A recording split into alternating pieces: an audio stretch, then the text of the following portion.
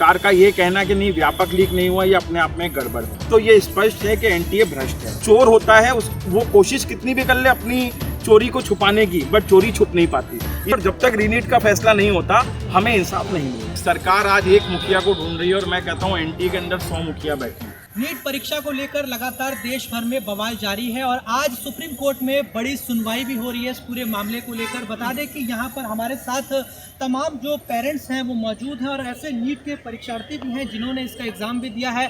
तो हम इन लोगों से बातचीत करेंगे आखिरकार किस तरीके से इनके साथ जो एक कह सकते हैं बड़ा स्कैम हुआ है, इस पर हम बातचीत करेंगे। लेकिन यहाँ पर हमारे साथ डॉक्टर भी हैं जो कि सोशल एक्टिविस्ट हैं। तो सबसे पहले आपका नाम जानना चाहूँगा, क्या कहेंगे आप? मैं डॉक्टर भूपेन्द्र चौरसिया हूँ और ये 24 लाख बच्चों के साथ जो हुआ है ये बहुत बड़ा गलत हुआ है। 7 स्टेटों में ऑलरेडी 42 गिरफ्तारियाँ हुई हैं। 7 स्टेटों में ऑलरेडी इस्टेब्लिश हुआ है कि पेपर लीक हुआ। पटना, हजारीबाग, गुजरात, गोधरा, यूपी, इलाहाबाद, राजस्थान, सवाई माधोपुर, उसके बाद आपका दिल्ली, उसके बाद हजारीबाग, झारखंड और महाराष्ट्र, नासिक। 7 स्टेट जो हैं इनमें तकरीबन 10 लाख अभ्यर्थी आते हैं आउट ऑफ 24 लाख। तो सरकार का ये कहना कि नहीं व्यापक लीक नहीं हुआ, ये अपने आप में गड़बड़ है। 2 दिन पहले सीबीआई ने जो है पंकज कुमार नामक एक व्यक्ति को पकड़ा है।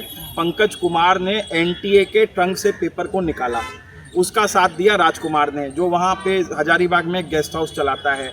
उसके बाद इन लोगों ने मिलके जो पेपर है ये पहुँचाया किसको, आपके राजीव रंजन को, है ना। राजीव रंजन जो है मुखिया का भतीजा बताया जा रहा है।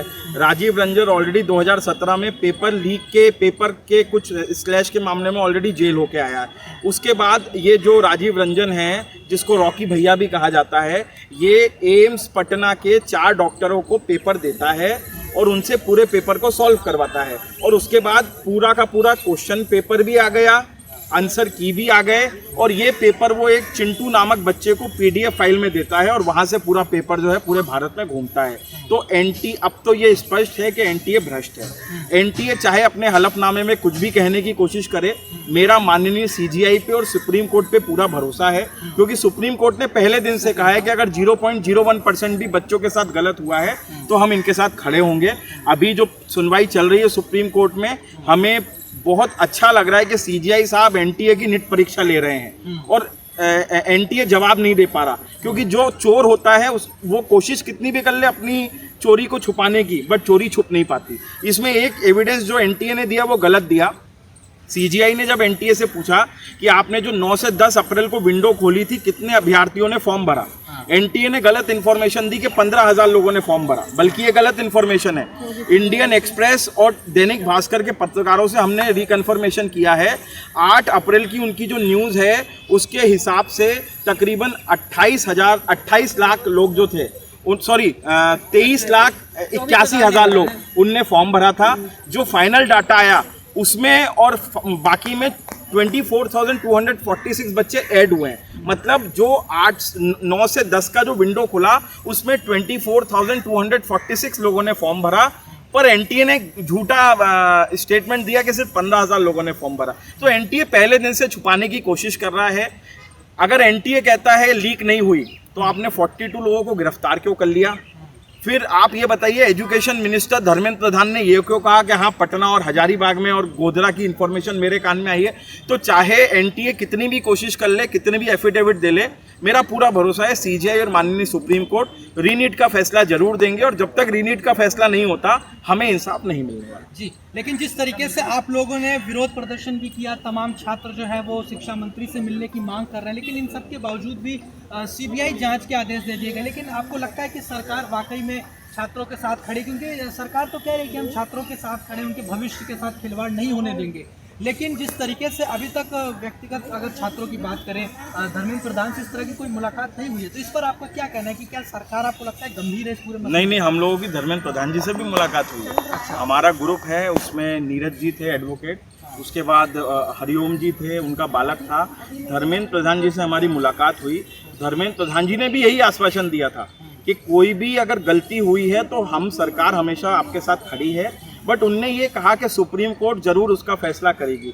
थोड़ा मुझे दुख इस बात का होता है कि हम उस देश में रह रहे हैं कि जहां यूजीसी नेट का सिर्फ एक एमएचए का इनपुट आता है और सरकार 11 लाख लोगों का पेपर कैंसिल कर देती है, पर यहाँ पे 24 लाख अभ्यर्थी सड़कों पे हैं, 42 गिरफ्तारियां हो गई हैं, 7 स्टेटों में सीबीआई बड़ी अच्छे से जांच पड़ताल कर रही है, पेपर लीक के एविडेंस प्रूव्ड हो गए हैं। पर सरकार और एनटीए क्यों चाहती है, क्यों बार बार एफिडेविट दे रही है कि री एग्जाम ना हो? और अगर कुछ भी गलत नहीं हुआ तो फिर एनटीए के चीफ को आपने सुबोध जी को क्यों हटाया?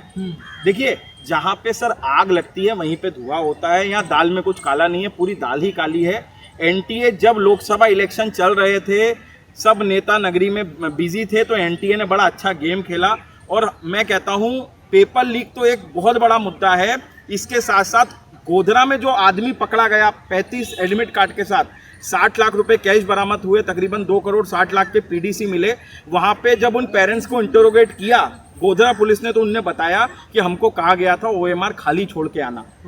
आप बताइए, आपने उन 32-33 लोगों को तो पकड़ लिया, बट ऐसे ना जाने कितने हजारों लोग हैं जो इस सिस्टम में घुस गए, क्योंकि पूरी लड़ाई सर यहाँ पे जो 55-58 हज़ार गवर्नमेंट सीटें उसके लिए होती है। आज आपने 35-40 हज़ार वो थे जो पीछे से मुन्ना भाई एमबीबीएस घुसे, आपने उनको सिस्टम का हिस्सा बना दिया। तो मुझे लगता है कहीं ना कहीं एनटीए पूरी तरीके से भ्रष्ट है, और सरकार ने अगर ये हलफनामा दिया है कि री एग्जाम नहीं होना चाहिए, तो फिर सरकार किस तरीके से इन बच्चों के साथ खड़ी है, ये वो सरकार अपना स्टैंड क्लियर। मतलब आपको लगता है कि एनटीए को क्या, क्योंकि छात्र ये भी मांग करे कि एनटीए को भंग करना चाहिए, क्योंकि तमाम ऐसे एग्जाम देखने को मिले जो कि भ्रष्ट? सर देखिए, मैं ये मानता हूँ कि एनटीए को अपने सिस्टम को पारदर्शी बनाना चाहिए, और अगर एनटीए पारदर्शी बनाने में सहमत नहीं है तो मुझे लगता है कोई और संस्था को ये परीक्षा सौंपनी चाहिए, क्योंकि सरकार आज एक मुखिया को ढूंढ रही है, और मैं कहता हूँ एनटीए के अंदर 100 मुखिया बैठे हैं।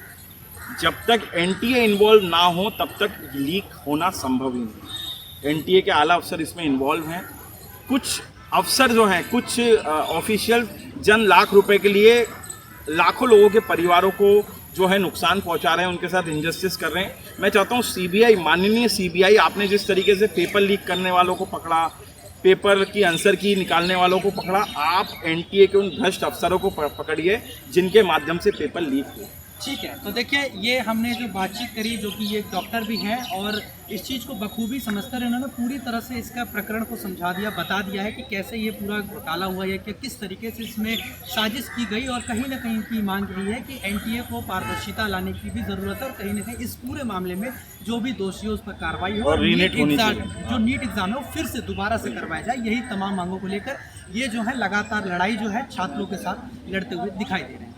वीडियो जर्नलिस्ट अभिमन्यु के साथ हिमांशु दुबे, डे 24 भारत, दिल्ली। सरकार का ये कहना कि नहीं व्यापक लीक नहीं हुआ, ये अपने आप में गड़बड़ है, तो ये स्पष्ट है कि एनटीए भ्रष्ट है। चोर होता है वो कोशिश कितनी भी कर ले अपनी चोरी को छुपाने की, बट चोरी छुप नहीं पाती। और जब तक रीनीट का फैसला नहीं होता हमें इंसाफ नहीं मिलेगा। सरकार आज एक मुखिया को ढूंढ रही है, और मैं कहता हूँ एनटीए के अंदर 100 मुखिया बैठे हैं।